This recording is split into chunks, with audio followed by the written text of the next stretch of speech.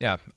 Something else that was said yesterday that I found very compelling. An executive from the Westgate SuperBook pointing out that last Thursday, someone who was what they call a sharp, somebody who knows the deal, somebody who, and I don't know what gives it away. Is it the unibrow? Is it the gold chain? Is it the strong whiff of knockoff Dracar Noir? I don't know, but the reality is that somebody who seemed to know what they were doing bet a ton of money last Thursday on the Buccaneers to win the NFC and to win the Super Bowl. And even as the odds moved, that person made other bets on the Bucs to win the conference, win the league.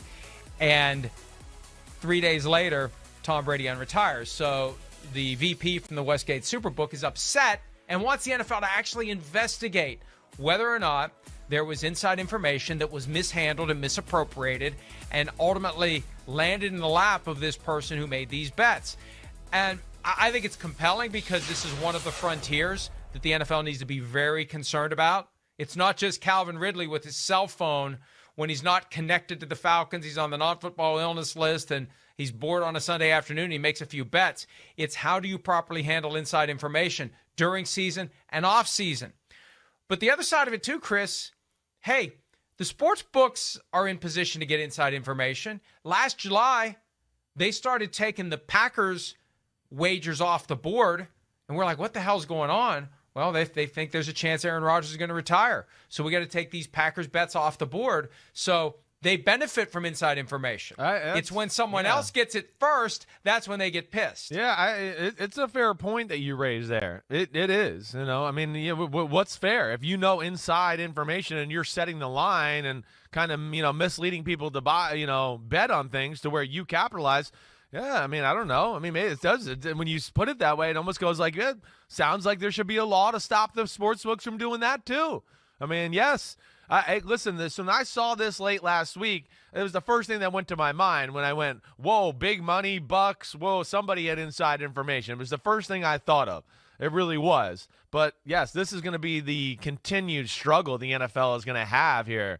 And I'm with you a little bit. It does seem a little hypocritical, when that comes down from a sports book in Vegas. Hey, and what inside information did anyone need to think that Tom Brady may be coming back? The evidence was everywhere. There was a story last week that one of the sports books had taken the predominant share of the action for the NFC Championship on the actual winner of the NFC and advance to the Super Bowl on the 49ers. How much of that was influenced by speculation that Tom Brady was going to land in San Francisco? Is it people trusting Trey Lance, who's had limited reps, to take the team to the top of the NFC mountain in 1 year? Or was it the thought that maybe Brady's coming back? So this was out there. This isn't some stunner where Brady disappeared for 40 days and then reappeared and said, I'm coming back. 6 days after he announced his retirement. You were saying he was coming back the whole time.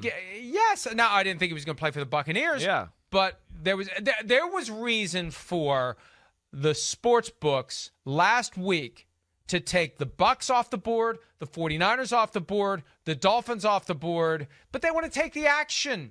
So you can't have it both ways. And that's the other side of it, too. First of all, they haven't lost a penny yet because the Buccaneers haven't won crap in 2022. They may win those bets. And for every bet they lose, there's plenty of bets they win. They're always going to win more than they lose. They've got it scientifically figured out. And they're gonna cry about losing one. And they love to tout to everyone, hey, look, we took a bath this week. Come give us more of your money because we really lost this past weekend. Come give us more of your money because over time they're going to win. But the reason this was so fascinating is it touches on something the NFL needs to be very concerned about. How is inside information handled? Not just is Tom Brady coming back. How is injury information handled? He played all of 2020 with a torn MCL, and they never disclosed it once. Who knew about his knee, right? Not that it affected them. They won the Super Bowl, but it's a factor in some of these games. Maybe there were games they didn't cover. I don't know. Yeah. Again, these are things that are played out over time. It's not all in on one Sunday. It's played out over time. Who has inside information? That's key. Who's using it? Who's selling it? Who's being corrupted to the point where they they potentially engage in point shaving, not based on losing money while gambling, but based upon the relationship that emerges from acquiring inside information. NFL needs to be very concerned about that. Yeah, 100%. I mean, we've been talking about this a lot. That's going to be the struggle here going forward with this as popular and as big as it is now in the NFL. Gambling as easy as it's made, like you said. So this is going to be – they got to put pieces in place here to make sure they cover their own butts. Hi, I'm Mike Tirico, and thanks for watching. Make sure to hit subscribe for the latest news and highlights from NBC Sports.